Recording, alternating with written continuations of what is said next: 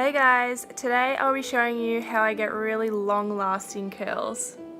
So first I'm starting off by applying dry shampoo to the roots of my hair. And once you've applied that all over, I then just start to kind of massage it into my scalp. And this is second day old hair, by the way. So once you've massaged that all in, I then go and brush it through my hair. I then section it off so we can start curling my hair.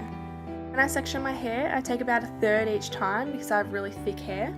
And then I just tie the rest of my hair on the top of my head to keep it out of the way.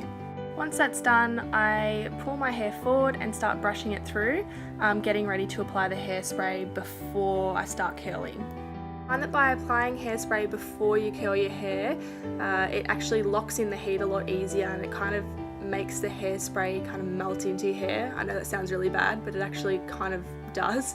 It makes the curl last a lot longer than it usually would if you just spray it after you've curled. So moving on to the actual curling part, I apply the curler right near my roots for this one, just because it's at the bottom of my hair and I find that I lose the most volume down the bottom. So for this hair tutorial, I am going to be actually alternating which way I curl my hair, just to give it a little bit more of a natural kind of look.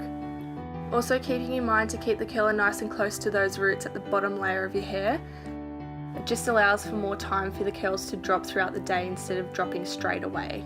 Having like flat hair on the bottom and really nice voluminous curls at the top of your head. So when my hair's on the curler, I hold my hair on the curler for about 20 seconds each. So it does take up a little bit of time, but it's worth it because they do actually stay in. Just keeping in mind not to keep your ends on it for too long.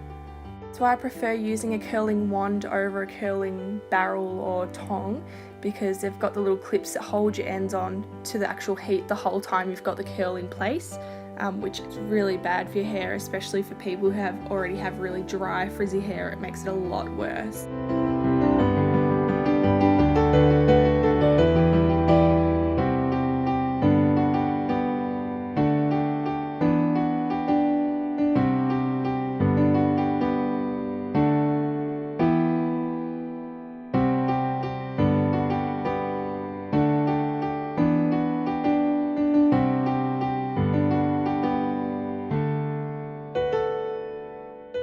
So once that layer's done, I then take out another.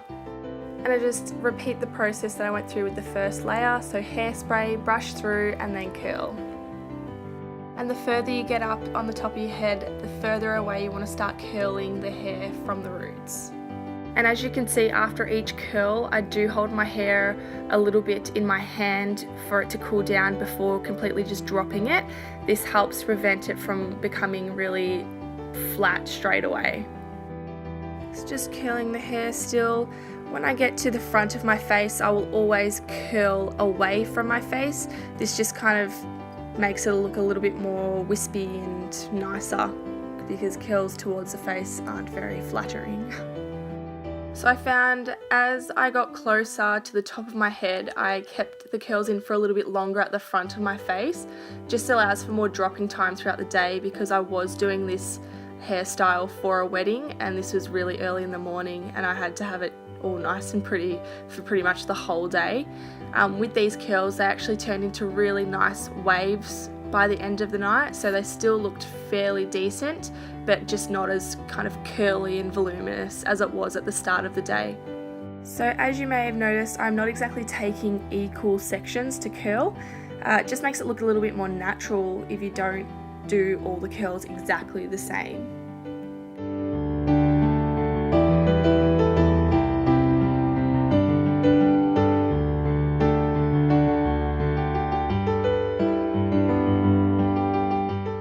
Okay, so for the last layers, I kind of divide it into two because I don't want to include my fringe. I always leave my fringe to last because I never know whether I'm going to do a middle part or a side part. So yeah, I just kind of section that off as well before I do the rest of my hair. And just repeating the process again on this layer as well, exactly the same, hairspray, brush through, and curl. And these are the sections where I really start to focus on the mid-lengths of the hair instead of near the roots, and really focusing on trying to keep the curls in, but not to keep the hair on the barrel too long, otherwise it can really damage the front of your hair, and you don't want that because that's the part that always shows.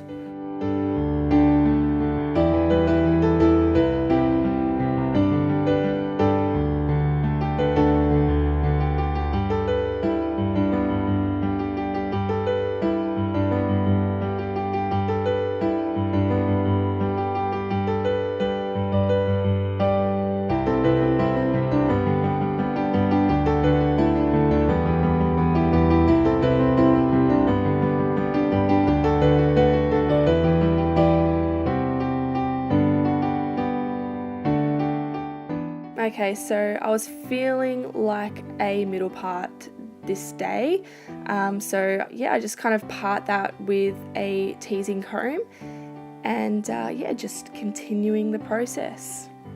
And on this top layer, I just take slightly smaller parts than I was on the bottom layers, just because I really want these ones to kind of stay in, and the more curlier they are in the morning, the more curlier they stay throughout the day, and they kind of, yeah, they just look a lot better when they're a little bit more curled, but obviously not too close to the roots.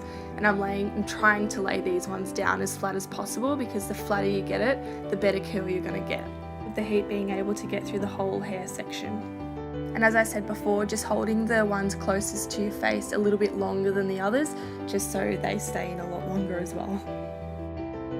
Again, just doing exactly the same thing on the other side.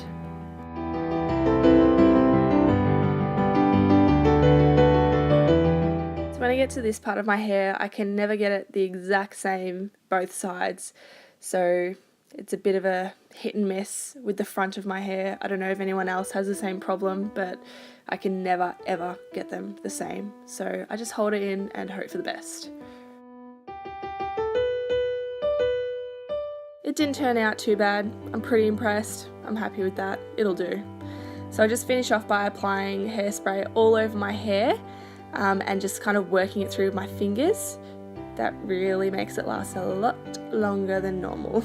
I do apply a fair bit of hairspray though. Once I've done that, I then give my hair a little bit of a tease on the top, just near my part, just so it doesn't look too flat on the top, and yeah, just kind of brush it through and smooth it all out. I then get the tail end of my comb and I just run it through my hair to separate the curls and make them a little bit more kind of full, I guess, and I just pick up the parts where I've just teased and make it a little bit bigger. Just doing the same thing on the other side as well. Once I'm finished doing the finishing touches, I then kind of run the tail of the comb through just to fluff up the curls a little bit. You can do this with a wide tooth comb instead of a brush, because I find the brush actually puts more kind of frizziness into it. But yeah, that's a finished look, and I really hope you like watching the video. If you liked it, please thumbs up and subscribe.